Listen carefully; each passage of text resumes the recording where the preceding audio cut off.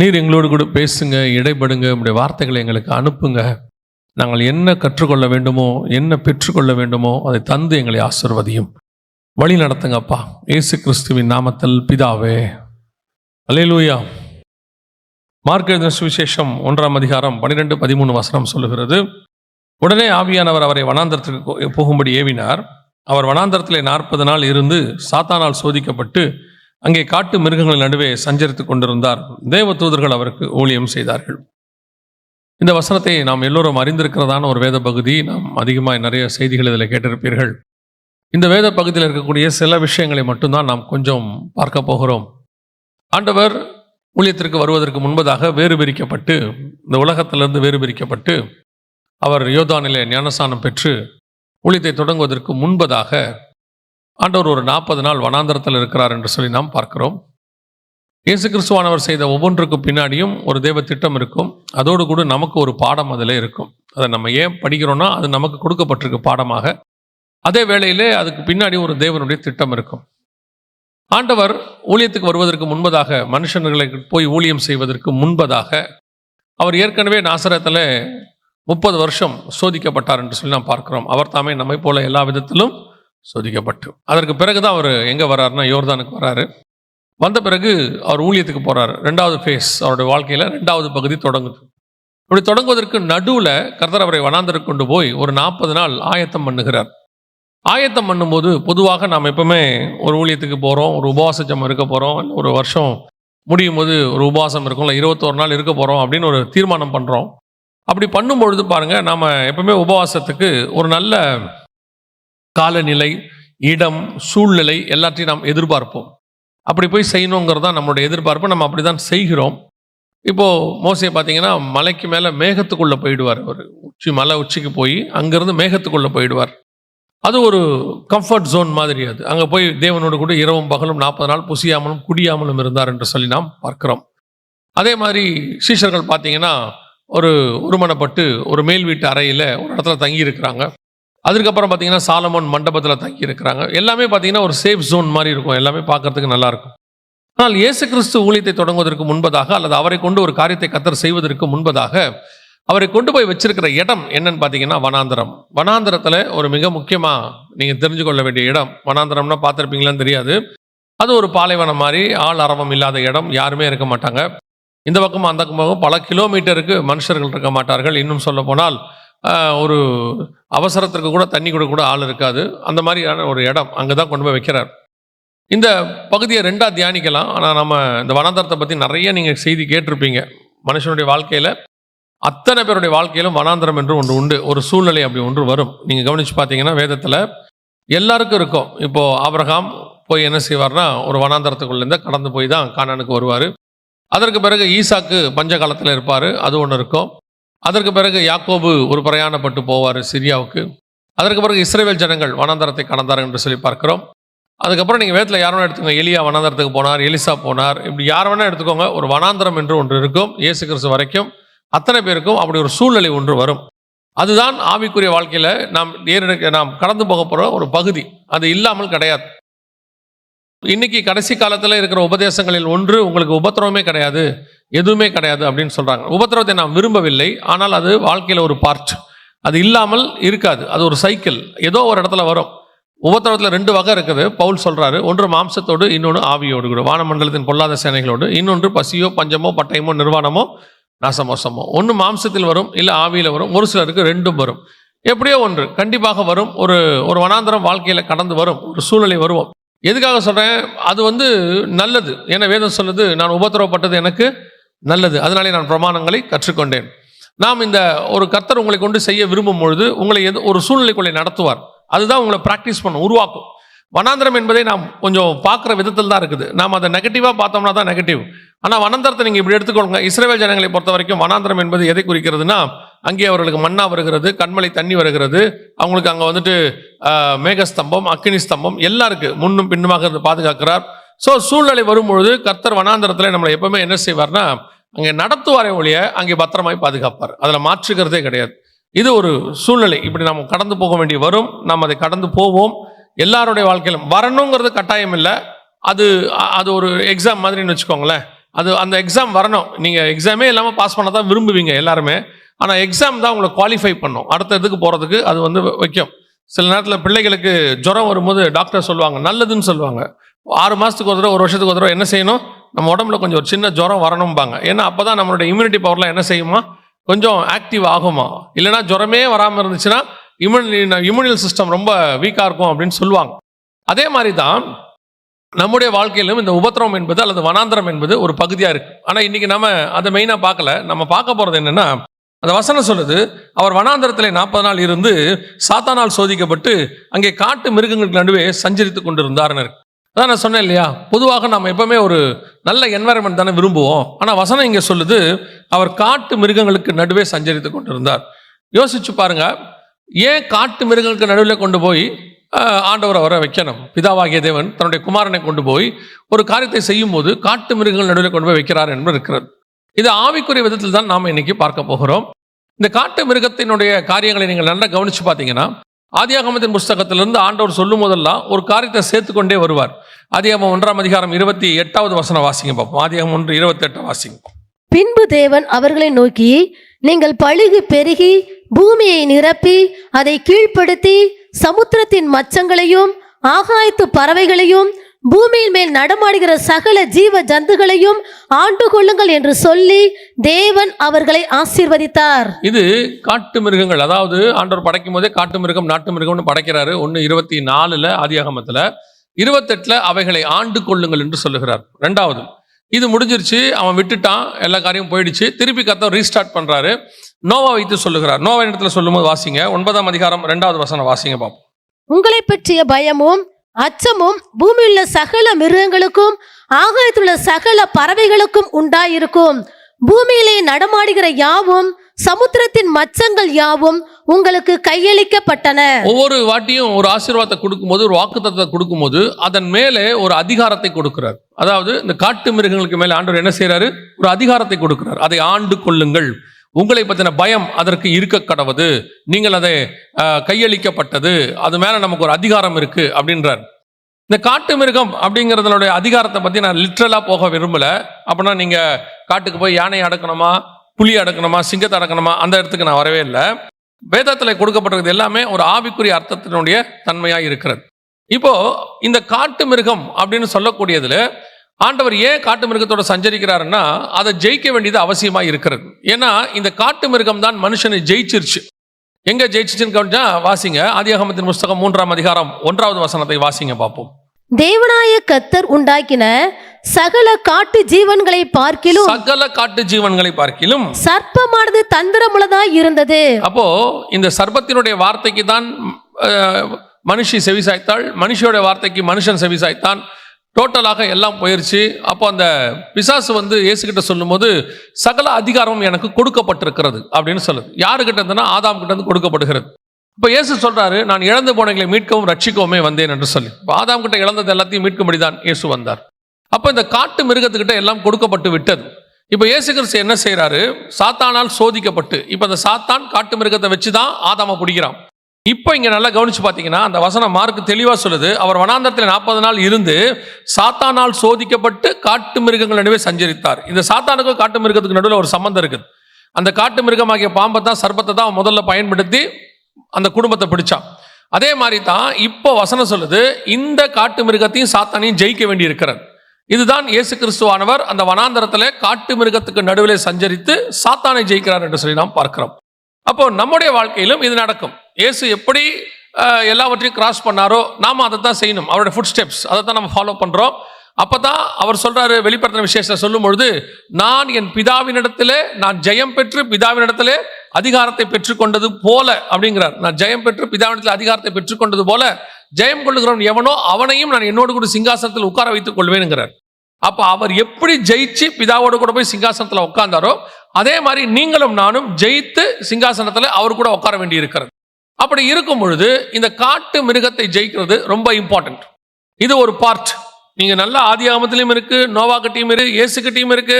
நீங்க நல்லா கவனிச்சு பார்த்தீங்கன்னா ஆதியாகமத்தில் வெளிப்படுத்தின விசேஷம் வரைக்கும் இந்த தேவ பிள்ளைகளுக்கு விரோதமாக ஒரு இந்த அனிமல் ஸ்பிரிட் அப்படின்னு சொல்லுவாங்க. பவுல் சொல்லும் போது கூட சொல்லுவாரு, நான் மிருகங்களோடு கூட போராடினேன் போல போராடினேன் அப்படிம்பாரு. அப்படின்னா என்ன அர்த்தம்னா அது ஒரு வகையான ஸ்பிரிட். அந்த ஸ்பிரிட் வந்து நம்மளை என்ன செய்யும்? சபையோ விசுவாசியோ குடும்பத்தையோ நமக்கு விரோதமாய் அது போராடும். அப்போ சில நேரத்தில் வந்து இந்த பிசாசு வரட்டுறவங்க சொல்லுவாங்க, அங்கே ஒரு பாம்பு மாதிரி இருந்துச்சு, அங்கே வந்து அவங்க பண்ணும்போது அந்த மாதிரி ஒரு ஸ்பிரிட் ஓடிச்சு அப்படிலாம் சொல்லுவாங்க. நான் அதை பற்றி பேச விரும்பலை. நான் சொல்ல வருகிறது வேறொரு விஷயத்தை குறித்து. இந்த காட்டு மிருகத்தை ஜெயிப்பது என்றால் என்ன அப்படின்னு சொல்லி தான் பார்க்க போகிறோம்.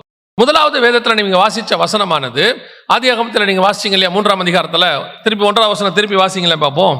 தேவனாய கர்த்தர் உண்டாக்கின சகல காட்டு ஜீவன்களை பார்க்கிலும் சர்ப்பமானது தந்திரமுள்ளதாய் இருந்தது. முதலாவது இந்த சர்ப்பம் தான் முதல் குடும்பம், ஃபேமிலி, தோட்டம், சபை எப்படின்னு வச்சுக்கலாம். தோட்டம் என்பது சபைக்கு அடையாளமாக இருக்கிறது. ஏசாயா புஸ்தகம் 5ஆம் அதிகாரம் 2வது வசனத்தின்படி அது தோட்டம் என்பது சபையாக இருக்கிறது. அதே நேரத்தில் தோட்டம் என்பது ஒரு குடும்பமாகவும் இருக்கிறது. ஏன்னா அங்கே 2 பேரும் உள்ளே இருக்கிறாங்க. ஸோ நீங்கள் குடும்பம்னு வச்சுக்கலாம், சபைன்னு வச்சுக்கலாம், எப்படி வேணாலும் இருக்கலாம். அப்படி இருக்கும் பொழுது முதலாவதான உள்ளே வந்த மிருகம் என்னன்னு கேட்டீங்கன்னா காட்டு மிருகம். இந்த காட்டு மிருகம் உள்ளே வருவதற்கு முதல்ல செஞ்ச தப்பு, நாம் அடிக்கடி இந்த வசனத்தில் நான் அதை வாசிக்கும் போது நினைப்பேன், ஆதாம் பழம் சாப்பிட்டாரு, ஏவாள் பழம் சாப்பிட்டாங்களா 2வது தான். முதல்ல அவங்க பண்ண மிகப்பெரியதான ஒரு மிஸ்டேக் என்ன அப்படின்னு கேட்டீங்கன்னா அந்த 2ஆம் அதிகாரம் 15ஆம் வசனம் வாசிங்க பார்ப்போம். ஆதியாகமம் 2:15 வாசிங்க. தேவனாய கர்த்தர் மனுஷனை ஏதேன் தோட்டத்தில் அழைத்து கொண்டு வந்து அதை பண்படுத்தவும் காக்கவும் வைத்தார். அப்ப தோட்டத்துக்குள்ள மனுஷனை வச்சதுக்கான நோக்கம் என்னன்னா, ஒன்னு அதை மெயின்டைன் பண்ணணும், பண்படுத்தவும். 2வது காக்கவும், வாட்ச் இட் அல்லது கீப் இட் அப்படின்னு இருக்கும் இங்கிலீஷ்ல. அதை பண்படுத்தவும் காக்கவும். You want to guard. அதை எதுலேருந்து காட் பண்ணணும், எதுலேருந்து அதை பாதுகாக்கணும், யாருக்கிட்ட இருந்து பாதுகாக்கணும்? இவங்க 2 பேர் தானே இருக்கிறாங்க, வேற யாருமே இல்லையே. யாருக்கிட்ட இருந்து பாதுகாக்கணும்னு பார்த்தீங்கன்னா, ஆண்டவர் படைக்கும் போதே எப்படி படைக்கிறாரு? காட்டு மிருகத்தையும் நாட்டு மிருகத்தையும் உண்டாக்கினார் இருக்கு. 1:24 வாசிக்கும் போது காட்டு மிருகத்தையும் நாட்டு மிருகத்தையும் படைத்தார். அப்படி இருக்கும்போது கர்த்தர் ஒரு தோட்டத்தை, ஒரு வேலியை போட்டு ஒரு தோட்டத்தை கொடுத்து இதை நீ பார்த்துக்கோ அப்படின்னா என்ன அர்த்தம்னா, வெளியிருந்து எதுவும் உள்ளே வராம பார்த்துக்கோ அப்படின்னு அர்த்தம். அதான் காக்கவும் அப்படின்னு அர்த்தம். அப்போ இந்த சர்ப்பம் என்பது தோட்டத்துக்குள் இருந்த மிருகம் அல்ல, தோட்டத்துக்குள் வந்த மிருகம், காட்டு மிருகம். தோட்டத்துக்கு வெளியே இருக்கிறதுக்கு பேர் தான் காடு. அப்போ அந்த வெளியே இருந்து உள்ளே வருகிறதான சர்ப்பம் அது வந்து இவர்களை வச்சிக்குது. அப்போ முதலாவது நாம் செய்ய வேண்டியது என்னன்னு கேட்டீங்கன்னா, இந்த சர்ப்பம் உள்ளே வராமலேயே தடுக்கணும். சர்ப்பம் உள்ளே வராமலேயே தடுக்கணும். அது 2 பேருக்கும் உரியது, ஆதாமுக்கும் உரியது, ஏவாளுக்கும் உரியது. ஏன்னா ஆதாமுக்கு கொடுக்கப்பட்ட உபதேசம் ஏவாளுக்கும் உரியது. ஒரு சிலர்லாம் சொல்லுவாங்க, அது ஆதாமுக்கு தானே ஆண்டவர் சொன்னாரு, ஆதாம் தான் ஒழுங்கா காவல் செய்யாம விட்டுட்டான்னு. ஆதாமு கிட்ட சொல்லும் போது ஏவாள் ஆதாமுக்குள்ள இருக்கிறாங்க. நீங்க எபிரேயர்ல வாசிக்கும் போது ஆபிரகாம் மெல்கிசேதேக்குக்கு காணிக்கை கொடுக்கும் போது எபிரேயர் புத்தகம் சொல்லுது, காணிக்கை வாங்க வேண்டிய லேவியும் அவன் அறையில் இருந்தான் அப்படின்னு இருக்கு. ஸோ அதன் அடிப்படையில் ஆதாமுக்குள்ள ஏவாளும் இருக்கிறாங்க. இவங்க 2 பேருடைய வேலை என்ன? இப்போ சொல்ல போனா கணவன் மனைவி 2 பேருடைய வேலை என்ன அப்படின்னு கேட்டீங்கன்னா, வீட்டுக்குள்ள அந்த பாம்பு நுழையாதபடி பாதுகாத்துக் கொள்வது உங்களுடைய பிரதானமான வேலை, ஃபர்ஸ்ட் இம்பார்ட்டன்ட். இப்போ இந்த பாம்புங்கிறது எதை தாங்க குறிக்குது, எதுக்கு அது அடையாளமா இருக்கிறது அப்படின்னு கேட்டீங்கன்னா, வாசிங்க 2 கொரிந்தியர் 11ஆம் அதிகாரம் 3-4 வசனங்களை வாசிங்க. 2 கொரிந்தியர் 11ஆம் அதிகாரம் 3-4 வசனங்களை வாசிங்க. ஆகிலும் சர்ப்பமானது தன்னுடைய தந்திரத்தினாலே ஏவாளை வஞ்சித்தது போல உங்கள் மனதும் கிறிஸ்துவை பற்றிய உண்மையினின்று விலகும்படி கெடுக்கப்படுமோ என்று பயந்திருக்கிறேன். இப்ப ஆண்டவர் அத பவுல் எதுக்கு கம்பேர் பண்ணி எழுதுறார், ஆவியானவர் எழுதுறான்னு கேட்டீங்கன்னா, எப்படி சர்ப்பம் வந்து ஏவாளை வஞ்சித்ததோ அந்த உபதேசத்துக்கு ஈக்குவலா எழுதுறார். எந்த உபதேசம்? உள்ளுக்குள்ளே நாங்கள் ஒரு உபதேசம் கொடுக்கிறோம். அதாவது தோட்டத்துக்குள்ளே கர்த்தர் ஆதாமுக்கு ஒரு உபதேசம் கொடுத்திருக்காரு. என்ன கொடுத்திருக்காரு? இதை சாப்பிடாத, இதை சாப்பிட்டா நீ மரணம் அடைவ. இது சாப்பிடுறதுங்கிறது எதுக்கு அடையாளமா இருக்குன்னா உபதேசம், போஜனபானம். சோ சாப்பிடுறது அவர் எதுக்கு அடையாளமா கொண்டாடுறா? உபதேசத்துக்கு கொண்டாடுறாரு. இப்ப ஆண்டவர் சொல்றாரு, இந்த உபதேசத்தை நீ எடுத்துக்காத, இந்த உபதேசத்தை எடுத்தினா உனக்கு மரணம் வந்துடும். ஸ்பிரிச்சுவல் மரணத்தை பத்தி ஆண்டவர் பேசுறாரு. அதனால தான் அவங்க பழம் சாப்பிட்ட உடனே சாகல, சாவதில் சாவாய். அவருடைய அர்த்தம் என்னன்னா, சாகவே சாவாய்னா நீ எதுல சாக போறியோ அதுல செத்துருவேன்னு அர்த்தம். உங்க ஆத்மா நரகத்துக்கு போயிடுன்றதுதான் ஆண்டவர் ஸ்பிரிச்சுவலா சொல்றாரு. அப்போ முதலாவதாக தோட்டத்துக்குள் ஒரு உபதேசம் கொடுக்கப்படுகிறது. இந்த உபதேசத்துக்கு மாறாக ஒரு உபதேசம் வெளியிருந்து உள்ளே வருது. அந்த உபதேசம் என்ன சொல்லுது? சாப்பிடுன்னு சொல்லுது. இவரு சாப்பிடாதங்கிறாரு, அது சாப்பிடுங்குது.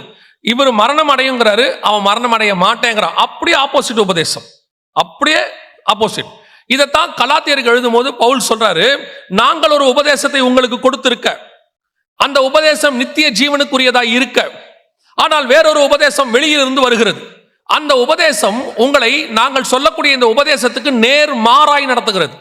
ஆனால் அந்த உபதேசம் மரணத்துக்கு ஏதுவான உபதேசம். சபைக்கு கர்த்தர் கொடுக்கிறதான மிக முக்கியமான எச்சரிப்பாய் நான் பார்க்கிறேன். அதுவும் இந்த கடைசி காலத்தில் அது மிக முக்கியமான எச்சரிப்பு. பவுல் தெளிவாக எழுதுகிறார், நான் போகிறேன், மந்தையை தப்ப விடாத ஓநாய்கள் வரும். ஓநாய் என்பது ஒரு விதமான உபதேசம், கள்ள உபதேசம். கள்ள உபதேசத்துக்கும் கள்ள போதகர்களுக்கும் ஓநாயை கர்த்தர் அடையாளமா சொல்றார். அப்படி இருக்கும் பொழுது சபைக்கு ஒரு உபதேசம் கொடுக்கப்படுகிறது, வேத வசனத்திலிருந்து ஆவியானவர் வழியாக கொடுக்கப்படுகிறது. இந்த உபதேசத்துக்கு அப்படியே நேர்மாறான உபதேசம் வெளியே இருக்கு. அதைத்தான் நீங்க ரொம்ப கேர்ஃபுல்லா பார்த்துக்கொள்ளணும். முன்னாடிலாம் சபைக்கு வரும்போது ஒரு 30 வருஷத்துக்கு முன்னாடி நாங்கள்லாம் சபையில் இருக்கும்போது எங்களுக்கு கள்ளோபதேசம் வரணும்னா ரெண்டே வழி தான் இருந்துச்சு, ரெண்டு வழி தான் இருக்கும். ஒன்று, தெரியாம சபையில யாரையாவது ஏத்திட்டாங்க, அதாவது யாரோ ரெக்கமெண்ட் பண்ணாருன்னு ஏத்திடுவாங்க.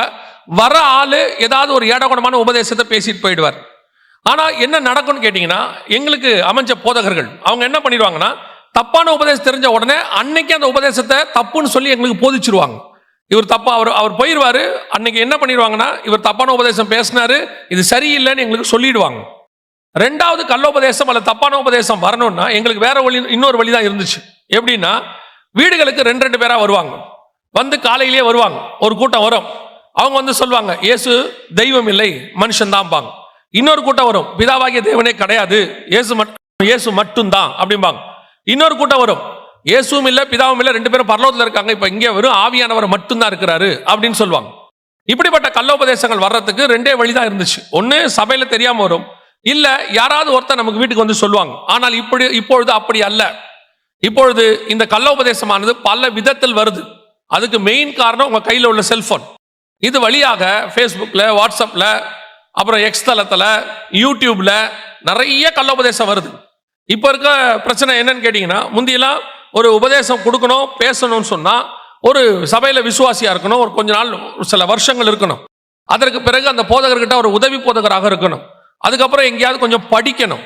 அதுக்கப்புறம் அவரை ஆர்டர் பண்ணி அனுப்புவாங்க. இதுக்கெல்லாம் குறைஞ்சபட்சம் 15 வருஷம் ஆயிடும். இப்போ அப்படிலாம் கிடையாது. இன்னைக்கு வெளியே கள்ளோபதேசம் தலைவிரிச்சாடிட்டு இருக்குது. விசுவாசிகளுக்கு சொல்லுகிறோம், உங்களுக்கு ஒரு நல்ல உபதேசம் உள்ள சபையில் இருக்கிறீர்கள், அந்த உபதேசம் இங்கே கொடுக்கப்படுகிறது, அதில் நினைத்திருங்கள், அப்படியே அளப்புண்டு திரியாதிருங்கள். இன்னைக்கு இதை கண்டிப்பா சொல்ல வேண்டியது அவசியமா இருக்கு. கடைசி காலத்துல ஒரு மனுஷனோட பேசிக்கிட்டு இருந்தேன். அப்ப அந்த மனுஷன் சொன்னாரு, இந்த ஊர்ல பிரதர் எனக்கு தெரிஞ்ச ஒரு நல்ல சர்ச்சே இல்லை அப்படின்னாரு. எனக்கு ஆச்சரியமா இருந்துச்சு. எப்படி சொல்றீங்க அப்படின்னு கேட்டேன். அவர் சொன்னாரு, நானும் எல்லா சர்ச்சுக்கும் போய் பார்த்துட்டேன், ஒரு சர்ச்சும் சரியில்லைன்னாரு. ஒரு வருஷத்துக்குள்ள கிட்டத்தட்ட 3 வாரம் ஒரு சர்ச்சுக்கு போயிருக்கிறார். அந்த ஊர்ல இருக்க 10-15 சர்ச்சையும் பார்த்துட்டு சபை சரியில்லைங்கிறார். இப்பவும் நான் சொல்றேன், சரியான சபை ஒன்று உலகத்தில் இல்லவே இல்லை. சபை என்பது சரியா இருக்கிற இடம் அல்ல, சரிப்படுத்துகிற இடம். அங்க போனா சரியாகும். அங்க இருக்கிறது எல்லாம் எப்படி இருக்கும்னு கேட்டீங்கன்னா, கால்வாசி பாவி, அரைவாசி பாவி, முக்காவாசி பாவி, முழு பாவி எல்லாம் இருக்கும். அதை சரி பண்றதுக்கு தான் சர்ச்சு. நீங்க சொல்றது எப்படி இருக்குன்னு கேட்டீங்கன்னா, நான் மெக்கானிக் ஷாப்புக்கு போனேன், எல்லாமே ரிப்பேர் ஆன காரா இருக்குன்றீங்க. பின்ன மெக்கானிக் ஷாப்ல என்ன இருக்கும்? ரிப்பேர் ஆன கார் தான் இருக்கும். உங்களுக்கு புது கார் வேணும்னா நீங்க எங்க போகணும்? ஷோரூமுக்கு போகணும், பரலோகத்துக்கு தான் போகணும். அங்கதான் பர்ஃபெக்ட் இருக்கு. 100% பர்ஃபெக்ட் ஷோரூம் அங்கதான் இருக்கு. பழுதற்றதும் குறையற்றதும் எல்லாம் அங்கதான் இருக்கு. அங்கதான் போய் பாருங்க, தீட்டுள்ளதும் அருவருப்பதும் பொய்யை நடப்பிக்கிறது ஒன்றும் அதுக்குள் பிரவேசிக்காது. ஷோரூம் அங்க இருக்கு, ஓனர் அங்க உட்கார்ந்திருக்காரு. சபைக்கு எதுக்கு வரிய? இங்கே பலவீனமானவர்களை கொண்டுதான் கர்த்தர் பேசுகிறார். Nobody is perfect. இந்த பூமியில் இருக்கிற வரைக்கும் ஒருத்தனும் இங்க பர்ஃபெக்ட் கிடையாது. பர்ஃபெக்டா இருந்தா கர்த்தர் தூக்கிட்டு மேல போயிடுவார். அதுக்கப்புறம் பூமியில வேலையும் கிடையாது.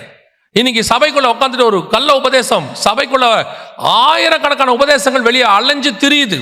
தயவு செய்து கேர்ஃபுல்லாக இருங்க. தயவு செய்து விசுவாசிகளுக்கு சொல்ல, நான் உங்களுக்கு குறை சொல்லவே இல்லை. எவனை விழுங்கலாமோ என்று பிசாசு வகை தேடி சுத்தி திரிகிறான். நீங்கள் ஜெயிக்க வேண்டிய முதலாவது ஒன்னு விஷயம் நல்லா தெரிஞ்சுக்கோங்க. எங்க போதகர் எனக்கு சொல்றதை நான் உங்களுக்கு சொல்றேன். எதில் விழுந்தவனையும் தூக்க முடியும், உபதேசத்தில் விழுந்தவனை தூக்குறது ரொம்ப கஷ்டம். ஏன்னா அது ரொம்ப பவர்ஃபுல். அதை நீங்க ரொம்ப கேர்ஃபுல்லா உள்வாங்கணும். நீங்க அதை போய் பாருங்க, ஒரு தப்பான சாப்பாடு சாப்பிட்டுட்டா உங்க உடம்புக்கு ஒத்துக்க மாட்டேங்குது, அது தேவையில்லாத பிரச்சனையை பண்ணுது. அதே மாதிரி தப்பான உபதேசம் உங்கள் ஆத்மாவை கெடுத்து போடும். இன்னைக்கு சர்ப்பம் உள்ளே நுழைக்குது. ரெண்டாவது, அந்த சர்ப்பம் சொல்லுகிறது சரியா தப்பாங்கிறத முதல்ல நீங்க புரிஞ்சுக்கிற அளவுக்கு வேதவசத்துல வளர்ந்துருக்கணும். ஓரளவுக்காவது நீங்க வசனத்துல வளரணும். நீங்க எல்லாருமே டிபெண்டபிள் ஆயிட்டீங்க. இப்ப ஏதாவது ஒண்ணுன்னா ஜுரமா பாஸ்டர் கிட்ட போயிடுவோம், டெலிவரன்ஸா அங்க ஒருத்தர் பிசாசு துரத்துறாரு, வெளிப்படுத்தின விசேஷத்துல டவுட்டா அவருக்கு ஒரு ஃபோன் பண்ணுவோம், உன்னத பாட்டா இவருக்கு ஃபோன் பண்ணுவோம். இப்படி டிபெண்டபிளாவே இருக்கீங்க. உட்காந்து நீங்க படிங்க, நீங்க வாசிங்க, வசனத்துக்கு இம்பார்ட்டன்ஸ் கொடுங்க. சர்ப்பம் வந்தா ஜெயிக்கிற இடத்துக்கு வாங்க. இயேசு கிறிஸ்து காட்டு மிருகங்கள் நடுவில் சஞ்சரித்தார். என்ன அர்த்தம்னா, இவர்கள் தோத்த அந்த சர்ப்பத்தை அவர் அங்கே ஜெயிக்கிறார். ஆண்டவர் என்ன விரும்புறாருன்னா, சர்ப்பத்து கூட நீங்க பேசக்கூடாதுன்னு விரும்பல, சர்ப்பத்தை ஜெயிக்க வேண்டும் என்று கர்த்தர் விரும்புகிறார். அவன் பிசாசின் தலையை நசுக்கினார், நம்ம எல்லாருக்கும் தெரியும், ஆதியாகமம் 3:15 இருக்கு. ஆனா அவனை சாகடிக்காம விட்டு வச்சிருக்காரு. ஏன் தெரியுமா? தலையை நசுக்குனது அவருடைய வேலை, வாளை நசுக்க வேண்டியது நம்முடைய வேலை. அதுக்கு தான் ஆண்டவர் விட்டு வச்சிருக்கிறார். வெளிப்படுத்தல் 12ஆம் அதிகாரத்துல 3-4 வசனங்களை வாசிச்சு பாருங்க. அங்க ஒரு சிவப்பான வலு சர்ப்பம் இருந்தது. அதற்கு 10 கொம்புகளும் 7 தலைகளும் 7 முடிகளும் அந்த தலையில் இருந்தது. அதன் வால் வானத்தின் நட்சத்திரங்களில் 1/3 அப்படின்னு இருக்கும். அதன் வால் வானத்தின் நட்சத்திரங்கள். ஏன் வால்னு இருக்கு தெரியுமா? தலையை கர்த்தர் நசுக்கிட்டாரு. இப்ப சர்ப்பத்துக்கு தலை கிடையாது, இப்ப இருக்கிறது எல்லாம் வால் தான். அதை ஏன் கர்த்தர் விட்டு வச்சாருன்னா, தலையை நான் நசுக்கிட்டேன், வாலை நீ நசுக்கு. அப்பதான் நான் ஜெயம் பெற்று பிதாவின் சமூகத்தில் உட்கார்ந்தது போல நீங்களும் ஜெயம் பெற்று பிதாவின் சமூகத்தில் உட்கார முடியும். இன்னைக்கு அந்த உபதேசத்தினுடைய வாளை விட்டு வச்சிருக்கிறாரு. தைரியமா உபதேசத்துல ஸ்ட்ராங்கா இருக்கணும். உங்களுக்கு நல்ல வசனம் தெரியணும். நான் சொல்லுவேன், கள்ளோபதேசக்காரன் வீட்டுக்குள்ள வந்தா பேசாதீங்கன்னு சொல்லுவாங்க. அது அந்த ஆத்துமாக்களுடைய ஆவிக்குரிய ஸ்டாண்டர்டை பொறுத்து. ஆனா நான் என்ன விரும்புவேன்னா, பேசணும். ஏன்னா 2 ஆத்மாவை கர்த்தர் வீடு தேடி அனுப்புறாரு. கள்ளோபதேசக்காரன் வரான், அவங்கிட்ட பேசி அவன் ஆத்மாவை ஆண்டவருக்குள்ள கொண்டு வரதுக்கு நல்ல சான்ஸ் அது. அவன் வந்து ஆண்டவரை ஏற்றுக்கொள்ளாம இருக்கிறான், அல்லது தவறான உபதேசத்தில் இருக்கிறான். சொல்ல வேண்டியது நல்ல நம்ம பொறுப்பு தானே. ஆனா இங்க என்ன பிரச்சனைனா, விசுவாசிக்கே வசனம் தெரியாது. கள்ளோபதேசக்காரன் அப்படியே 20 வசனத்தை வரிசையா பேசுறான். உங்களுக்கு 4 வசனத்துக்கு மேல வராது. நீங்களும் இப்படிப்பட்ட காரியங்களுக்கு தயவு செய்து உங்களை பாதுகாத்துக் கொள்ளுங்கள். வாலிப பிள்ளைகளுக்கு சொல்றேன், பெற்றோர் இன்னைக்கு கல்லூரிகளிலே இப்படிப்பட்டதான வாலிப பிள்ளைகளை பிடிக்கிறதுக்கு நிறைய காரியங்களை வளவிரிச்சு வச்சிருக்கிறாங்க, வலைத்தளத்துல வச்சிருக்கிறாங்க. கடைசி காலத்துல ஞானமா பேசுறோம்னு சொல்லி இந்த லிபரல் டாக்டரின்லாம் நிறைய வந்திருக்கு. இப்ப தயவு செய்து ரொம்ப கேர்ஃபுல். இந்த நம்ம வாலிப பிள்ளைகளை பிடிக்கிறதுக்கு நிறைய விஷயத்தை ஆன்லைன்ல வச்சிருக்கான். இங்க நிறைய வாலிப பிள்ளைகள் இருக்கிறீங்க. இந்த போய் ஆன்லைன்ல உட்கார்ந்துக்கிட்டு சர்ச் பண்றேன்னு ஒண்ணு வந்திருக்கு. ஒரு விஷயத்தை நல்லா புரிஞ்சுக்கோங்க. தேவையில்லாத ஒரு விஷயம் வீட்டுக்குள்ள இருந்தால் அதுக்கு பேர் வேஸ்ட். அதுக்கு பேர் என்னது? வேஸ்ட். தேவையில்லாம இருந்தாலும் அதுக்கு பேர் வேஸ்ட். அதே மாதிரி உங்களுக்கு தேவையில்லாததை படிப்பதும் வேஸ்ட். சிலர்லாம் உட்காந்து எதையாவது நோண்டிக்கிட்டே இருக்குது. அவன் ஏதாவது ஒரு நூதனமான கேள்வி கேட்டு விட்டுறான். அது அவன் பிசாசுடைய வேலையை என்ன தெரியுமா? உன்னை குழப்பி விடுறது, அவ்வளவுதான். அவன் நீங்க ஏற்றுக்கொள்ளணும்னு அவன் நினைக்கவே மாட்டான். முதல்ல உங்களை குழப்பி விட்டுருவான். பிசாசு வந்து ஏவாள்கிட்ட சொன்ன வார்த்தை என்ன? நீ புசிக்கும் நாளிலே சாகிறது இல்லைன்ட்டான். இப்ப இந்த அம்மாவுக்கு கன்ஃபியூஷன் ஆயிடுச்சு. அவர் சாவேங்கிறாரு, இவன் சாவ மாட்டேங்கிறான். எது உண்மை? இந்த சந்தேகமே போதும் பிசாசு உன்னை இழுத்துட்டு போறதுக்கு. நீ என்ன சொல்லணும்? நீ சாவேன்னு சொன்னாலும் சரி, சாவ மாட்டேன்னு சொன்னாலும் சரி, என் தேவன் சொல்லி இருக்கிறாரு சாப்பிடக்கூடாதுன்னு, நான் சாப்பிட மாட்டேன், வேலை முடிஞ்சு. அதுக்கு எந்த எக்ஸ்பிளனேஷன் இங்க தேவை கிடையாது. பிசாசுக்கு எந்த எக்ஸ்பிளனேஷன் கொடுக்க வேண்டியதில்லை. அநேக காரியங்களை படிச்சதுனால நீங்கள், அதான் வசனம் சொல்லுது, அறிவு பெருக்கம் நோய் பெருக்கம். தயவு செய்து இந்த மாதிரி சர்ப்பங்கள் வருது, உங்கள் குடும்பத்தை வேலி அடைச்சு பாதுகாத்துக் கொள்ளுங்க. அதான் ரொம்ப இம்பார்ட்டன்ட். தோட்டத்தை காக்கவும் பண்படுத்தவும் வைத்தார். சர்ப்பத்தை உள்ள விட்டுட்டு வெளியே துரத்துறதுங்கிறது 2வது, உள்ள வர விடாம தடுக்கிறது தான் ஃபர்ஸ்ட். உங்க குடும்பத்துக்குள்ள இப்படிப்பட்ட காரியங்கள் வரக்கூடாது. அதுக்கு முதல்ல தேவை, நீங்க அதை வேலி அடைச்சு பாதுகாத்துக் கொள்ளணும். வீட்டுக்குள்ள முதல்ல இந்த மாதிரி காரியங்கள் இருக்கணும். நல்ல ஃபேமிலி பிரேயர் இருக்கணும். முதல்ல நல்ல ஜெபம் பண்ணி டெய்லி ஒரு அதிகாரம் வாசிக்கணும். நீங்க ஸ்பிரிச்சுவலி ஸ்ட்ராங்கா இருந்தாலே இப்படிப்பட்டதான, உங்களுக்கு ஊர்ல ஒரு நார்மல் விஷயம் சொல்லுவாங்க பாருங்க, நெருப்பு எரிஞ்சுக்கிட்டே இருந்தா எந்த மிருகமும் என்ன செய்யாது, கிட்ட வராதும்பாங்க.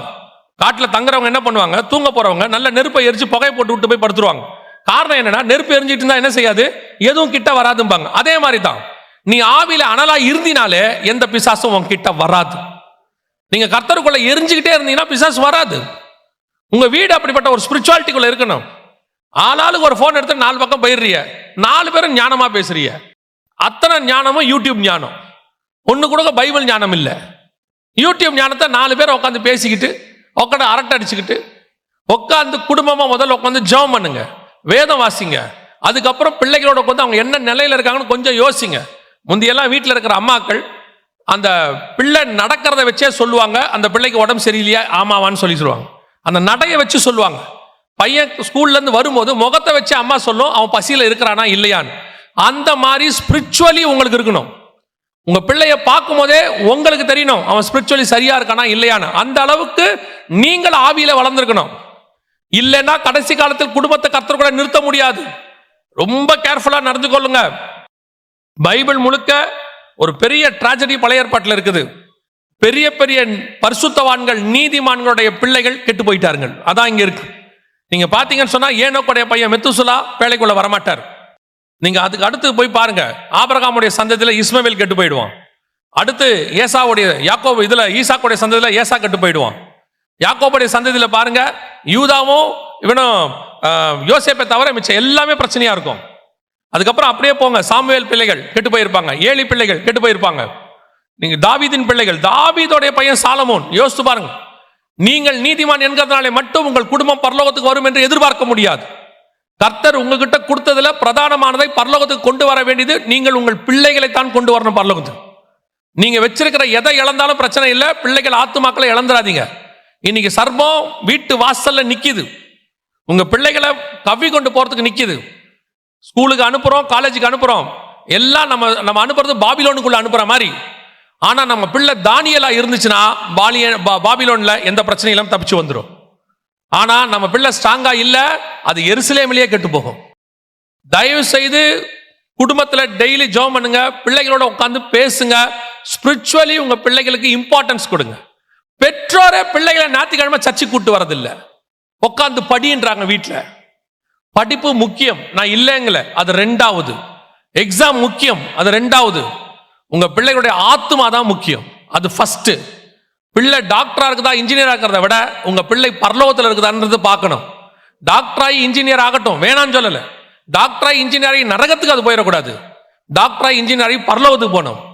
பரலோகத்துக்கு போகும்போது டாக்டர் வந்தாரா இன்ஜினியர் வந்தாரான்னு பார்க்க மாட்டாங்க, உண்மையும் உத்தமம் உள்ளவன் வந்தானா தான் பார்ப்பாங்க. ஸோ இம்பார்ட்டன்ஸ் அதுக்கு கொடுங்க. மார்க் 4 குறையிட்டோம், பிரச்சனை இல்லை.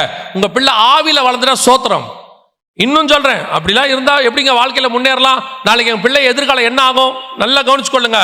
கர்த்தருடைய பார்வையில உண்மை உள்ள மனுஷன் பரிபூர்ண ஆசீர்வாதங்களை பெறுவான். உங்க பிள்ளை உண்மையா இருந்துச்சுன்னா படிச்சாலும் படிக்காவிட்டாலும் கர்த்தர் உயர்த்துவார், அவன் உண்மைக்கு தக்கதாய் உயர்த்துவார். ஆடு மேய்க்கிறவனை ராஜாவாய் மாத்த கர்த்தரால் முடியும். இயேசு கிறிஸ்து 12 சீஷரை செலக்ட் பண்ணும்போது வெறும் படிக்காதவனையும் செலக்ட் பண்ணல, வெறும் படிச்சவனையும் செலக்ட் பண்ணல, கவர்மெண்ட் ஸ்டாஃபையும் செலக்ட் பண்ணியிருக்கிறாரு, மீன் பிடிக்கிறவரையும் செலக்ட் பண்ணியிருக்கிறாரு. கர்த்தருடைய பார்வையில அவன் மேல் உள்ள அழைப்பு தான் முக்கியமே ஒழிய அவன் யாரு, என்ன கோத்திரம், என்ன குவாலிஃபிகேஷன் கர்த்தருக்கு முக்கியம் இல்லை. இது அறிவு பெருக்கத்தின் காலம். எல்லாரும் படிக்கணும்னு நினைக்கிறீங்க, படிங்க. ஆனா கர்த்தருக்கு தான் இம்பார்ட்டன்ஸ். தயவு செய்து கேர்ஃபுல்லாக இருந்து கொள்ளுங்க. நீங்க கர்த்தர் கொடுத்த தோட்டத்தை விட்டுட்டு நீங்க தோட்டத்துக்குள்ள அந்த பழம் பறிச்சு வச்சேன், இந்த பழம் பறிச்சு வச்சிருக்கிற ஆண்டவரை, எல்லாம் வச்சிருக்க ஆண்டவர் கேட்பாரு, உன் பிள்ளை எங்கன்னு கேட்பாரு. உன் பிள்ளை எங்க? எல்லா வீட்டுக்குள்ள இருக்குது, ஃப்ரிட்ஜ் இருக்குது, நல்ல காஸ்ட்லி கார் இருக்குது, பிள்ளைகளுக்கு சொத்து இருக்குது, எல்லாத்தையும் சேர்த்து வச்சிருக்கீங்க, நல்லது. அது உங்க பிள்ளைகளுக்கு நீங்க வச்சது, அவங்க மேல உள்ள அன்பு, நான் இல்லைன்னு சொல்லல. உங்க பிள்ளைகள் எங்கே? இவ்வளவுக்கும் யோசிச்சு பாருங்க. தகப்பன் எல்லாத்தையும் கட்டிட்டான், பையன் பண்ணி தவிடு தின்னுக்கிட்டு இருக்கான் உட்காந்து. அந்த தகப்பனுடைய இருதயம் எவ்வளவு கஷ்டப்பட்டிருக்கும் பாருங்க. அப்பா எல்லா சொத்தையும் வச்சுக்கிட்டு உட்காந்துருக்காரு, பையன் எங்க இருக்கான்? பண்ணி தவிடு தின்னுக்கிட்டு இருக்கான். அப்பா உட்காந்துருக்காரு இங்க. அந்த அப்பா காத்துக்கிட்டே இருக்கிறாரு, என்னைக்கு என் பையன் திரும்பி வருவான்னு. அதே தானே உங்களுக்கும் சொல்றேன். உங்க பிள்ளைகள் பண்ணி தவிடு திங்க போயிடக்கூடாது, பிள்ளைகள் ஆண்டவர் விட்டு தூரம் போயிடக்கூடாது. கஷ்டம் என்ன செஞ்சாவது பிள்ளைகளை பரலோகத்துக்கு கூட்டு போயிருங்க. அதுக்கான வழிகளை நீங்க தான் செய்யணும். உங்க பிள்ளைகளுக்கு படிப்பு எல்லாத்தையும் ரெண்டாவதா வச்சுக்கோங்க. ஃபர்ஸ்ட் ப்ரிஃபரன்ஸ் ஆண்டவர் அப்படின்னு சொல்லி கொடுத்துருங்க. பைபிள் வாசிக்க சொல்லிக் கொடுங்க, டெய்லி பைபிள் வாசிக்கணும்னு சொல்லுங்க. பெற்றோருக்கு பிள்ளைகளை கண்டிக்கிறதுல கொஞ்சம் இந்த காலகட்டத்தில் கொஞ்சம் இருக்கு. எல்லாம் ஃப்ரெண்ட்லியா நடத்துறீங்க, நல்லது, நடத்துங்க, வேணான்னு சொல்லல. நீங்க ஃப்ரெண்ட்லியா இருக்கிறதுனால ஸ்பிரிச்சுவலா இருக்கக்கூடாதுன்னு அர்த்தம் இல்லை. ஃப்ரெண்ட்லியா இருங்க, ஸ்பிரிச்சுவலா இருங்க. ஸ்பிரிச்சுவல் விஷயத்துல கண்டிப்பா இருங்க, மற்ற விஷயத்துல ஃப்ரெண்ட்லியா இருங்க, ஒரு தப்பும் கிடையாது. அதனால தயவு செய்து உங்க பிள்ளைகளை கான்சென்ட்ரேட் பண்ணுங்க. பிள்ளைகளுக்கு நல்லா கொடுங்க, நல்ல ஜெபம் பண்ண சொல்லுங்க, பைபிள் வாசிக்க சொல்லுங்க, படிப்பையும் கொடுங்க, வேணான்னு சொல்லவே இல்லை. இன்னைக்கு கடைசி காலத்துல எல்லார் வீட்டுக்குள்ளேயும் பாம்பு இருக்குது. டிவி வழியா, போன் வழியா, அப்புறம் வலைத்தளத்தின் வழியா உள்ள பாம்பு இருக்குது. தயவு செய்து பாம்பை ஜெயிக்க சொல்லிக் கொடுங்க, அதோடைய வாழை நசுக்க சொல்லிக் கொடுங்க. முதலாவது காட்டு மிருகத்தை நீங்கள் ஜெயிக்க வேண்டியது எது தெரியுமா? இந்த பாம்பை ஜெயிக்க வேண்டியிருக்கு. அதான் ஃபர்ஸ்ட் இம்மிடியட்டாக நீங்கள் செய்ய வேண்டியது. நான் ஒரு ஆலோசனையா சொல்றேன். உங்க வீட்டில் இன்னைக்கு நீங்க போய் முதல்ல ஃபேமிலி ப்ரேயர் ஆரம்பிங்க. இல்லாதவங்க இருந்தா தோத்திரம், பிரைஸ் தி லார்ட். இல்லாதவங்க ஆரம்பிங்க. ஒரு 1/2 மணி நேரம் தான், 1/2 hour. ஒரு 1/2 மணி நேரம் கூட கர்த்தருக்கு டைம் கொடுக்காத குடும்பத்தை ஏன் கர்த்தர் கொண்டு போய் 24 hours பரலோகத்தில் வைக்கணும் சொல்லுங்க? ஒரு 1/2 மணி நேரம் டைம் கொடுக்க முடியல ஆண்டவருக்கு. கொஞ்சத்தில் உண்மையா இருந்தால் தான் அநேகத்தில் அதிபதியாக வைப்பாரு. நீங்க ஒரு அரை மணி நேரம் கூட ஆண்டவருக்கு டைம் கொடுக்கல. அதனால கொஞ்சத்தில் உண்மையா இருந்ததால் அநேகத்தில் அதிபதியாய் வைப்பார். தயவு செய்து டெய்லி வீட்டில் ஆண்டவருக்குன்னு ஒரு 1/2 hour கொடுங்க. தயவு செய்து உங்க குடும்பத்தை பாருங்க, ஆண்டவருக்குள்ள நடத்துற வழியை பாருங்க, காப்பாத்துங்க. உங்க முழு குடும்பம் வருகையில போயிடணும். அல்லேலூயா. இல்ல பாம்பு தூக்கிட்டு போயிட்டே இருக்கும். 2வது வாசிங்க பார்ப்போம். 1 சாமுவேலின் புஸ்தகம் 17ஆம் அதிகாரம் 34வது வசனத்தை வாசிங்க. 1 சாமுவேல் 17:34 வாசிங்க. தாவீது சவுலை பார்த்து, உம்முடைய அடியான் என் தகப்பனுடைய ஆடுகளை மேய்த்து கொண்டிருக்கிற போது ஒரு விசை ஒரு சிங்கமும் ஒரு விசை ஒரு கரடியும் வந்து மந்தையில் இருக்கிற ஒரு ஆட்டை பிடித்து கொண்டது. நல்லா கவனிங்க. இது 2வது. தாவீது எப்பவுமே பைபிளை பொறுத்த வரைக்கும் இயேசு கிறிஸ்துவின் ராஜ்யத்துக்கும் அபிஷேகத்துக்கும் முன்னடையாளமானவன், நிழலானவன். அழகா ஆண்டவர் தாவீதை பத்தி சொல்வாரு. தாவீது செய்கிற ஒவ்வொரு யுத்தமும் கர்த்தருடைய யுத்தம்னு சொல்வார். தாவீது வாழ்க்கையில் நடக்கிற எல்லா விஷயத்தையும் நல்லா கவனிச்சு பார்த்தீங்கன்னா இயேசு கிறிஸ்துவுக்கு ரிசம்பலன்ஸாக இருக்கும். அவன் ஒரு ஆட்டை பத்தி பேசுறான். இப்போ இயேசு சொல்வார், காணாமல் போன ஒரு ஆட்டை பத்தி பேசுவார். அதை தேடவும் அதை ரட்சிக்கவுமே நான் வந்தேன் அப்படின்னு சொல்வார். இப்போ தாவீது இங்க சொல்றாரு, என்ன சொல்றாருன்னா, ஒரு ஆட்டை ஒரு தடவை சிங்கமும் ஒரு தடவை கரடியும் பிடிச்சிட்டு போயிருச்சு. யாருடைய ஆட்டை? என் தகப்பனுடைய ஆட்டை. ஸோ பிதாவினுடையதான சபையில் இருக்கக்கூடிய ஒரு விசுவாசியோ அல்லது உங்க வீட்டுக்குள்ள கர்த்தர் கொடுத்ததான ஒரு ஆத்துமாவையோ சிங்கமும் கரடியும் பிடித்து கொண்டு போகும் என்று சொல்லி நாம் பார்க்கிறோம். 2வது இன்னைக்கு இருக்கக்கூடியது சபைகளில் விசுவாசிகளுக்குள்ளே காணப்படுகிற 2வது ஒரு ஸ்பிரிட் அல்லது 2வது மிருகம். நீங்கள் ஜெயிக்க வேண்டியது என்னன்னு கேட்டா இந்த சிங்கத்தின் ஸ்பிரிட். சிங்கம் என்பது உங்களுக்கு எல்லாருக்கும் தெரியும், பிசாசு அப்படிம்போம். சர்பம் என்பதும் பிசாசு. ஆனா அதுக்குள்ள இருந்து எது கிரியை செய்துன்னு பார்க்கணும். சர்பம் என்பது கள்ள உபதேசம்னு பார்க்கிறோம். அதே மாதிரி சிங்கமும் எவனை விழுங்கலாம் என்று வகை தேடி சுத்தி திரிகிற பிசாசா இருக்கு. ஆனா சிங்கத்துக்குள்ள இருந்து என்ன கிரியை செய்து, என்ன விதமான காரியம் கிரியை செய்து அப்படின்னு கேட்டீங்கன்னா வாசிங்க. வெளிப்படுத்தின விசேஷம் 13ஆம் அதிகாரம் 5வது வசனத்தை வாசி. பெருமையானவைகளையும் தூஷணங்களையும் பேசும் வாய் அதற்கு கொடுக்கப்பட்டது. நம்ம ஏன் இந்த வாயை பார்க்கிறோம் தெரியுமா? பெருமையானவைகளையும் தூஷணங்களையும் பேசும் வாய் அப்படின்னு இருக்கு இல்லையா? இதை ஏன் நம்ம பார்க்கிறோம் தெரியுமா? அதே 13:2 வாசி. நான் கண்ட மிருகம் சிறுத்தையை போல் இருந்தது. அதன் கால்கள் கரடியின் கால்களைப் போலவும் அதன் வாய் சிங்கத்தின் வாயை போலவும் இருந்தன. வாய் எப்படி இருந்துச்சு?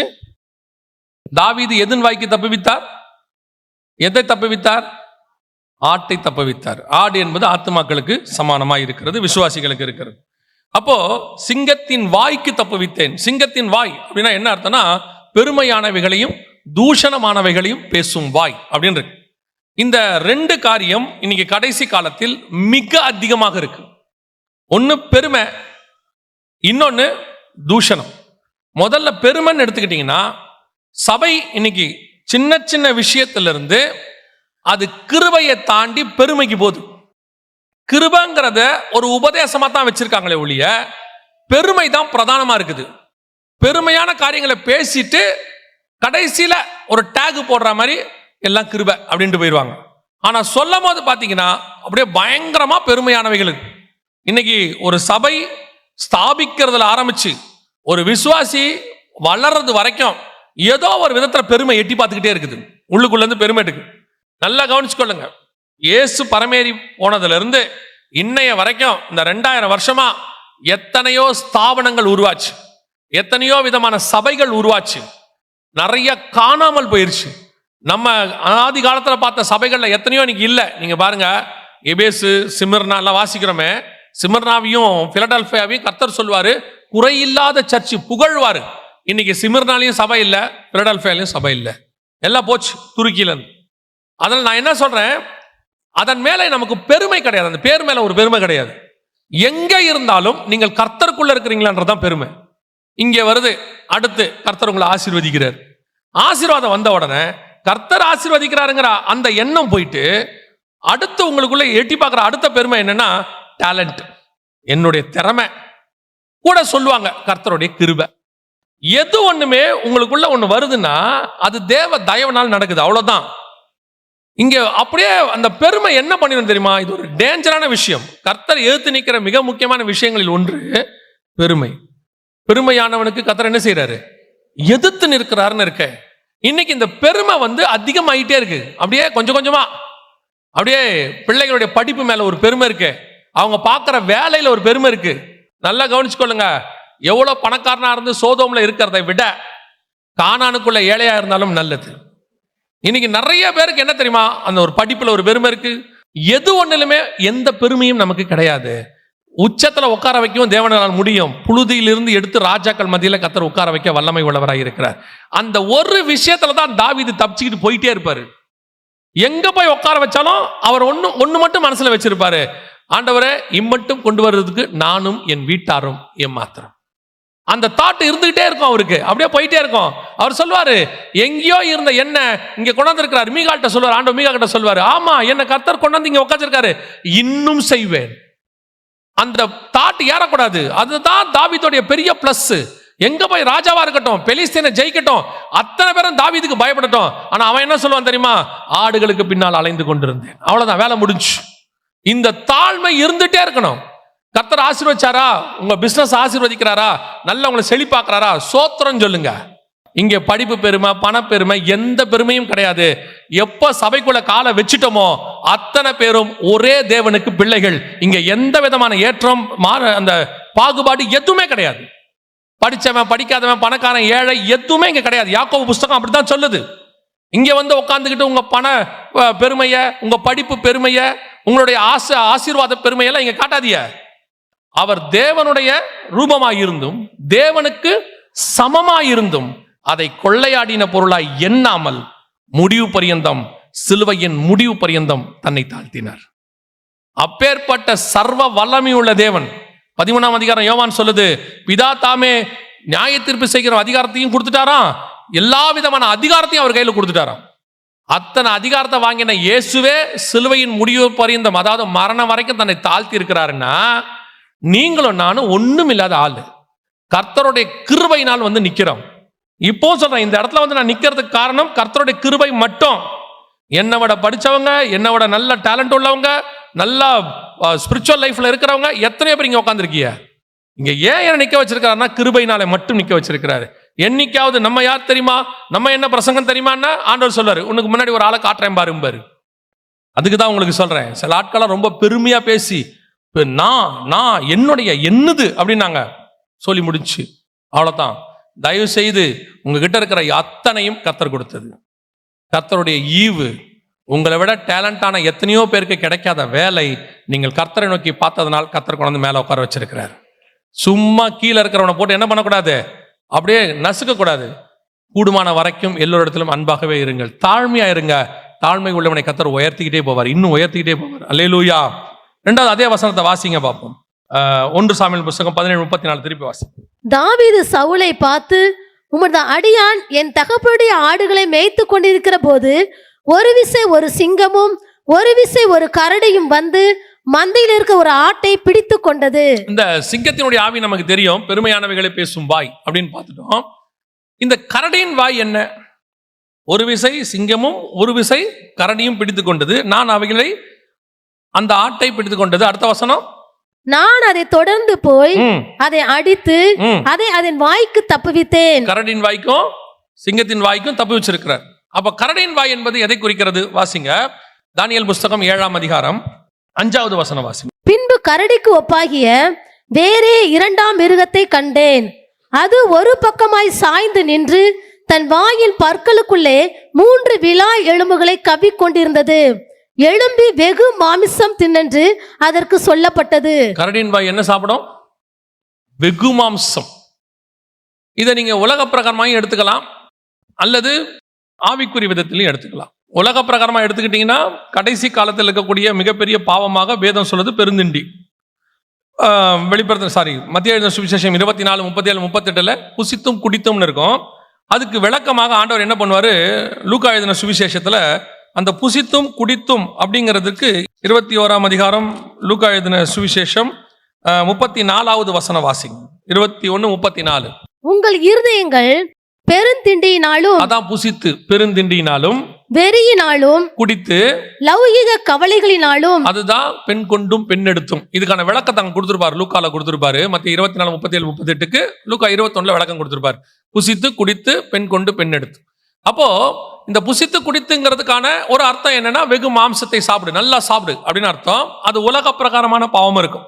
ஸ்பிரிச்சுவலி யோசிச்சிங்கன்னா, கடைசி காலத்துல மனுஷர்கள் எப்படிப்பட்டவங்களா இருப்பாங்கன்னா, தூஷிக்கிறவர்களாயும் வெகு மாம்சத்தை ஜனங்களை பட்சிக்கிறவர்களாயும் காணப்படுவார்கள். நீங்க தீமோத்தேயுவுக்கு எழுது 2 தீமோத்தேயு 3ஆம் அதிகாரம் 1-2 வசனம் வாசிங்க. மேலும் கடைசி நாட்களில் கொடிய காலங்கள் வரும் என்று அறிவாயாக. எப்படியெனில் மனுஷர்கள் தற்பிரியராயும் பணப்பிரியராயும் வீம்புக்காரராயும் அகந்தை உள்ளவர்களாயும் தூசிக்கிறவர்களாயும். என்னவோ தூஷிக்கிறவராயும். சிங்கத்தின் வாய்க்கு 2வது பார்ட், அதை நான் சொல்ல மறந்துட்டேன், அதை மட்டும் சொல்லிடுறேன். கரடி நம்ம கத்தரிஸ்தமானால் அப்புறம் பார்க்கலாம். அந்த சிங்கத்தினுக்கு 2வது என்ன இருக்குதுன்னு கேட்டீங்கன்னா, நம்ம வாசிச்ச வசனத்துல சிங்கத்தின் வாய் அப்படின்னு பார்த்தோம் இல்லையா, வெளிப்படுத்தல் 13:5. 1 பெருமையானவைகளையும், 2 தூஷிக்கிறதும். 2வது இந்த கடைசி காலத்தில் இருக்கிற மிக முக்கியமான விஷயம், விசுவாசிகளுக்குள்ள இருக்கிற விஷயம், தூஷிக்கிற சுபாவம். அதாவது தூஷிக்கிறதுனா என்னங்க, நாங்க புறம் பேசுறது யூஸ்வலா உங்களுக்குள்ள இருக்கு. சபையில உட்காந்து புறம் பேசுறதுன்னு ஒண்ணு இருக்கு, விசுவாசி குடும்பத்தை பத்தி பேசுறது இருக்கு, ஊழியக்கார குடும்பத்தை பத்தி பேசுறது, அது எல்லா காலத்திலும் இருக்கு. அது சரின்னு சொல்லல, தப்பு. சபைக்கு வருது நம்ம எதுக்கு வரோம்னா, இன்னொரு குடும்பத்தை பத்தி பேசவோ இன்னொரு ஆளை பத்தி பேசவோ வரல. இங்க வந்தது கர்த்தரை ஆராதிக்கிறது, அதோட நிறுத்திடணும். ஆனால் இப்போ கடைசி காலத்துல பாத்தீங்கன்னா இந்த ஃபார்வர்ட்னு ஒன்று இருக்கு. அது ஃபேஸ்புக்கில் ஃபார்வர்ட் பண்றீங்களோ, அல்லது வாட்ஸ்அப்பில் ஃபார்வர்ட் பண்றீங்களோ, அல்லது யூடியூப்ல ஷேர் பண்றீங்களோ, இந்த தூஷிக்கிறது இப்ப நிறைய ஆகிட்டே வருது. தூஷிக்கிறது இது கடைசி காலத்தில் இருக்கிற பாவம்னு 2 தீமோத்தேயு 3 அவர் சொல்றாரு, 1-2. இப்போ சபைகளை குறித்து, ஊழியக்காரர்களை குறித்து, விசுவாசிகளை குறித்து நிறைய தூஷிக்கிறது வந்துகிட்டே இருக்கு. இதை ஒரு வேலையாக இந்த ஆவி உடையவர்கள், தூஷிக்கிறதுக்குலாம் அந்த ஆவி வேணும், பிசாசின் ஆவி வேணும், இருந்தால் தான் செய்ய முடியும். சிலர் இதை என்ன சொல்றாங்கன்னா கண்டித்து உணர்த்துதல்ங்கிறாங்க.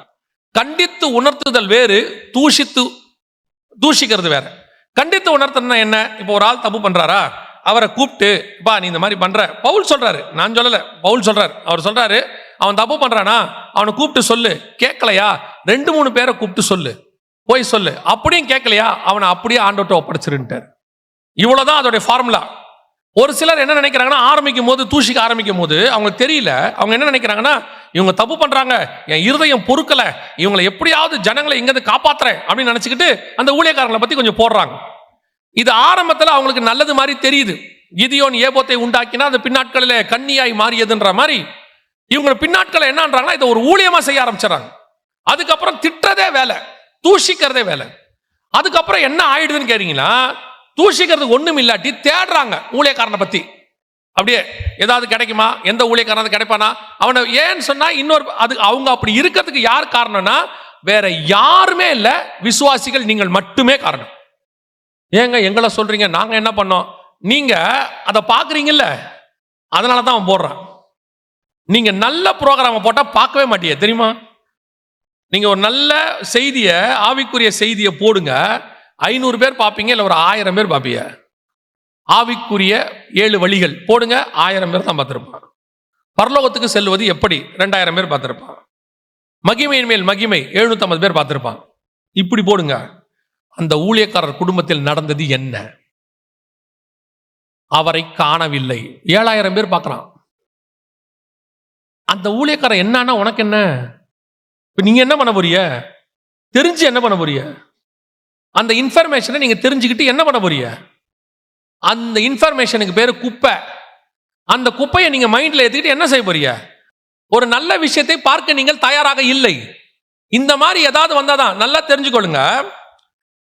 நோவாவுடைய நிர்வாணம் அவருடையதான கூடாரத்தில் அவர் நிர்வாணமாய் தான் படுத்திருந்தார். படுத்ததுக்கு காரணம் திராட்சரசம் குடிச்ச மது வெறி. அது நோவாவுக்கும் தேவனுக்கும் உள்ளது. அவர் கூடாரத்துக்குள்ள போய் ஒருத்தன் பார்த்தான்ல, அது முதல் தப்பு. 2வது, அதை கொண்டு போய் 2 பேருக்கு ஃபார்வர்ட் பண்ணான்ல, அவன் தான் ஃபர்ஸ்ட் மெசேஜ் ஃபார்வர்ட் பண்ணவன். ஃபார்வர்ட் பண்ணான்ல, அது 2வது தப்பு. நோவா எந்திரிச்ச உடனே ஃபார்வர்ட் பண்ணவன சபிச்சிட்டாரு. ஆனா அதுக்கப்புறம் ஃபார்வர்ட் பண்ணாம டெலீட் பண்ணால அந்த மெசேஜ் 2 பேரு, சிச்சி இதெல்லாம் ஃபார்வர்ட் பண்ண வேண்டாம்டா, டெலீட் பண்றான்ட்டு போயிட்டு துணி போட்டு மூடினால அவனை ஆசீர்வதிச்சிட்டாரு. இவ்வளவே நீங்கள் ஃபார்வர்ட் பண்ற மெசேஜுக்கும் டெலீட் பண்ற மெசேஜுக்கும் கிடைக்கிற கிரெடிட்ஸ். ஒருத்தனுடையதான பாவத்தையோ ஒருத்தனை பத்தி தூஷிக்கிறதையோ அது விசுவாசியோ, நான் வெறும் ஊழியக்காரன் சொல்லல, சக விசுவாசியோ செய்யும் போது வெரி கேர்ஃபுல். சபைக்குள்ள ஏதோ ஒரு விசுவாசியோட பையனோ பொண்ணோ ஏதோ ஒரு தப்பு பண்ணிட்டாங்க, அந்த பிள்ளைகளுக்கு ஜெபம் பண்ணுவீங்களா, இல்ல அதை எடுத்துக்கிட்டு சபை முழுக்க பரப்புவீங்களா? சபையில ஒரு தப்பு நடக்குது, யாரோ ஒருத்தர் வாழ்க்கையில் ஏதோ நடந்துருச்சு, ஒரு தப்பு செய்யாதவங்க யாரும் இல்லை, அதான் திருப்பி சொல்வேன், தப்பு செய்யாதவங்க யாரும் இல்லை, ஏதோ நடந்துருச்சு, இமிடியேட் நீங்க என்ன பண்ணணும் தெரியுமா? அதுக்காக உன் இருதயம் பரிதவிக்கணும். அதுதான் கிறிஸ்துவின் இருதயம். அதை தூஷிக்கிற தோணம் வருதுன்னா அது பிசாசின் இருதயம். இன்னொருத்தர்கிட்ட சொல்லி அதை கேவலப்படுத்தணும்னு நினைச்சினா அது பிசாசின் இருதயம். இல்ல, ஐயோ ஆண்டவரே இவங்களை காப்பாத்துங்க, அந்த சகோதரி உடஞ்சிடுவாங்களே, அந்த சகோதரன் உடஞ்சிடுவாரு, அந்த குடும்ப சபைக்கு வராம போயிடுமே, அப்பா அவங்களை நீ போட்டு முழங்கால் போட்டினா யாரும் பார்த்திருக்க மாட்டாங்க. ஏன்? அந்த குறிப்பிட்ட குடும்பம் கூட பார்க்காது. ஆனா பரலோகம் உன்னை வாட்ச் பண்ணிக்கிட்டே இருக்கும். இவனுக்கு இவ்வளவு நல்ல இருதயம் இருக்குன்னு கர்த்தர் உன் குடும்பத்தில் அந்த ஆசீர்வாதத்தை கட்டளையிட வல்லமை உள்ளவராக இருக்கிறார். இயேசுகிட்ட ஒன்னே ஒன்று கத்துக்குங்க, நான் முடிச்சிடறேன். தன்னை ஒருத்த மறுதளிச்சிட்டான், ஒரு தடவைக்கு 3 தடவை மறுதளிச்சுட்டு அடுத்து அவனை வர சொல்றாரு. அவன் வரான் பார்க்க அவரை. நீங்க போய் பாருங்க, ஒரு தடவை கூட ஏன் அப்படி செஞ்சேன்னு கேட்க மாட்டார். ஒரு தடவை கூட கேட்க மாட்டாரு. மறைமுகமாகவும் கேட்க மாட்டார், நேரடியாகவும் கேட்க மாட்டார். அவங்ககிட்ட கேட்பாரு, என் ஆடுகளை. எவ்வளவு பெரிய பொறுப்புக்கு திருப்பி கொடுக்குறாரு பாருங்க. அவன் நம்மளா தான் என்ன பண்ணுவான்? மறைமுகமாவது ஒரு குத்து குத்திடுவான் இல்லையா? மறைமுகமா என்ன செஞ்சிருவான்? குத்திடுவான். ஒரு பையன் தப்பு செய்யறான்னா அவன் ஏன் பையன் தப்பு செய்யறான்னு தான் பார்க்கணும். அவன் திருந்தணும் தான் நினைக்கணும். ஒரு 15 வருஷத்துக்கு முன்னாடி ஒரு வாலிப பிள்ளை பையன் ஒருத்தன் ஊழியத்துக்கு வந்த புதுசுல ஒரு தப்பு பண்ணிவிட்டான். ஒரு பாஸ்டர் கூப்பிட்டு என்ன சொன்னாரு, அந்த பையன் தப்பு பண்றான், அவனை இது பண்ணுங்க, அந்த பையனை அப்படி பண்ணுங்க என்ன சொன்னார். நான் சொன்னேன், அந்த வயசுல அவன் அந்த தப்பை தான் செய்வான். யார் செய்யல? அவனை திருப்பி உருவாக்கணுமா இல்ல அவனை கொல்லணுமா? நான் சொல்லுவேன், இன்னைக்கு அவன் திருமணமாகி பிள்ளைகளோட நல்ல ஊழியம் பண்ணிக்கிட்டு இருக்கான். அன்னைக்கு மட்டும் அவனை கொண்டு இருந்தோம்னா அவன் ஆண்டவரோட தூரம் போயிருப்பான். கிறிஸ்தவம் என்பது விழுந்தவனை கல்லெறிந்து கொள்ளுவதல்ல, விழுந்தவனை எழுந்து நிற்க பண்ணுவது. அதான் கிறிஸ்தவம். சபைக்குள்ள ஒருத்தர் கூட தூஷிக்கிறவளா இருக்கக்கூடாது. ஒருத்தரை பத்தி இன்னொருத்தர்கிட்ட பேசாதீங்க. ஒருத்தரை பத்தி இன்னொருத்தர்கிட்ட பேசுறீங்கன்னா நல்ல விஷயங்களை மட்டும் பேசுங்க. பைபிள் அதான் சொல்லுது, பக்தி விருத்திக்கு ஏதுவான நல்ல வார்த்தைகளையே பேசுங்கள். தூஷிக்கிறது பிசாசின் சுபாவம், அதை மன்னித்து மறப்பது கிறிஸ்துவின் சுபாவம். நீங்கள் கிறிஸ்துவின் சாயலுக்கு ஒப்பாய் மாறணும். இல்லைன்னா அந்த சிங்கத்தினுடையதான ஆவி, அந்த கரடி, அந்த சிங்கம் உங்களை ஜெயிச்சிரும். காட்டு மிருகம் என்ன செஞ்சிடும்? ஜெயிச்சிரும். ஒருவேளை இது வரைக்கும் யாரையாவது அப்படி பேசி இருந்தீங்கன்னா, யாரை பத்தியாவது பேசி அவங்க இருதயத்தை புண்படுத்தி இருந்தீங்கன்னா, தைரியமா போய் மன்னிப்பு கேட்டுருங்க. அந்த மன்னிப்பு உங்களையும் உங்கள் குடும்பத்தையும் காப்பாத்திரும். இல்ல அவங்க செஞ்சது அப்படித்தான், எனக்கு தெரியும், அவங்க உண்மைதான் செஞ்சாங்க. ஆமா, அவங்க உண்மைதான் செஞ்சாங்க. ஆனா அதை பேசுற அதிகாரத்தை உங்ககிட்ட யாரும் கொடுக்கல. அவங்கள பத்தி பேசுற அதிகாரத்தை கர்த்தர் யாருக்கும் கொடுக்கல. உங்களுக்கு கொடுத்த அதிகாரம் என்பது இன்னொருத்தருக்காக ஜெபிக்கிற அதிகாரம் மட்டும்தான் கர்த்தர் கொடுத்திருக்கிறார். அல்லேலூயா. நாம் ஜெபிக்க போகிறோம். எழுந்திருக்கலாமா நம்ம தேவ சமூகத்துல? இந்த காட்டு மிருகங்களை ஜெயிக்கிறது தான் கர்த்தருடையதான திட்டம். ஆரம்பத்திலிருந்து அந்த மிருகம் முதலாம் ஆதாமை ஜெயிச்சிருச்சு. அதனாலதான் ஆண்டவர் முதல்ல காட்டு மிருகத்தை ஜெயிச்சுட்டு ஊருக்குள்ள வருவார். உங்களுக்கு எனக்கும் அதே பொறுப்பு இருக்கு. நம்மளை சுத்திலும் நிறைய காட்டு மிருகங்களுடைய ஆவிகள் சுத்திக்கிட்டு இருக்கு.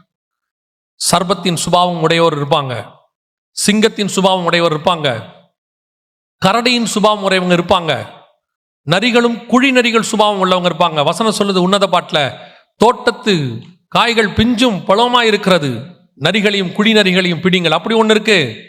ஓநாய்கள் இருக்கு, பைபிள்ல இருக்கு. இன்னும் இத்தனை மிருகம் இருக்கு. கடைசியா பாதாளத்திலிருந்து ஏறி வருகிற மிருகம் இருக்கு, அந்தி கிறிஸ்துவின் ஆவி இருக்கு. இத்தனை மிருகங்களை வேதம் சொல்லுகிறது.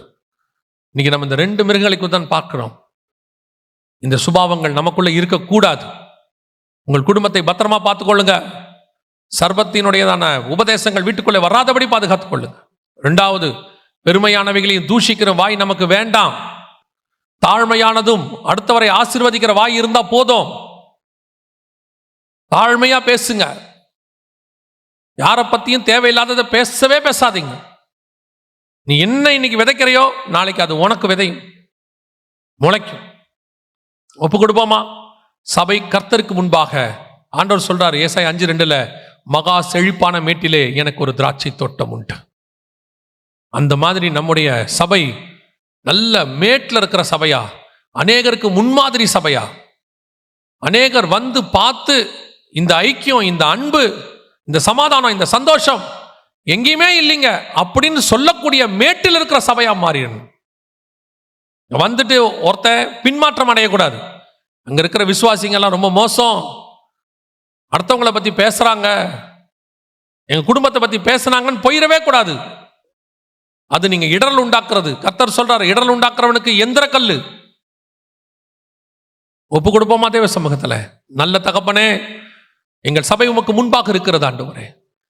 எங்கள் சபை உமக்கு முன்பாக கற்புள்ள கன்னிகையாக, கரை திரையற்ற மனவாட்டி சபையாக, தேவனுக்கென்று நியமிக்கப்பட்ட சபையாக, சத்தியத்துக்கு ஆதாரம் தூணுமான சபையாக நிற்க கிருபை பாராட்டும்.